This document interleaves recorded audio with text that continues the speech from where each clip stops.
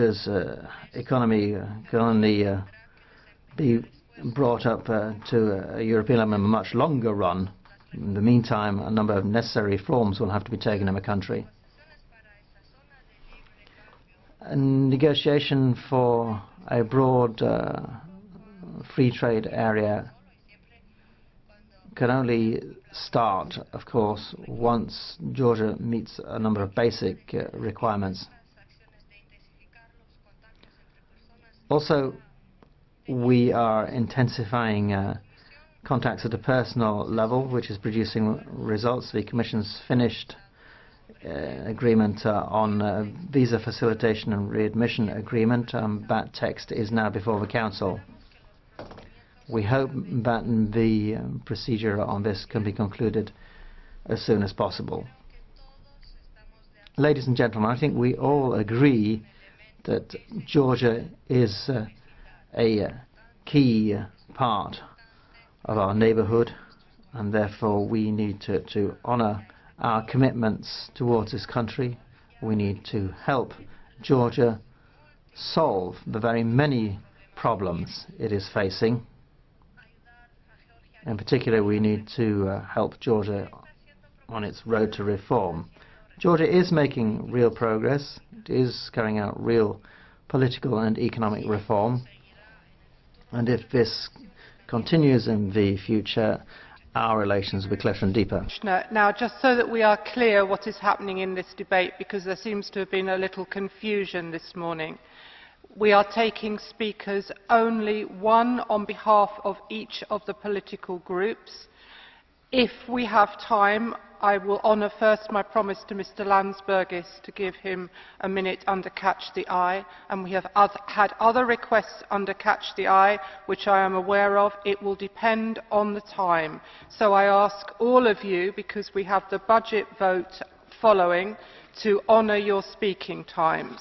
Firstly, on behalf of the political groups, Mr Kasoulides on behalf of the EPP-ED group for 3 minutes. Thank you, Madam Chairperson. First of all, we take act of the report that was just given to us regarding the Independent Finding Mission Commission. It is very difficult in circumstances like this to say who started it and who followed. What is important are that the facts remain on the ground a year after this conflict, which they violate a number of principles that the European Union will have to support.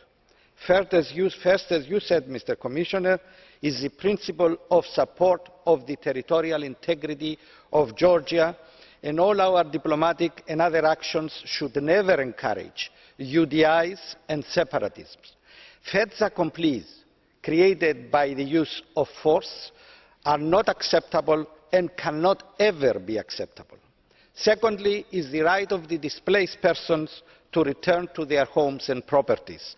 The basic freedoms of movement, as you have said about crossing the dividing lines, ownership of property and settlement should be at the centre of our policies, and initiatives need to be undertaken to address these humanitarian and human rights issues independently of the outcome of any political settlement. Thirdly, the hostilities in South Ossetia have proven that there is no such a thing as a frozen conflict. The term frozen has a notion of appeasement, and a lack of interest on behalf of the international community may lead to chronicity. But an unsettled conflict is a potential threat for peace and stability.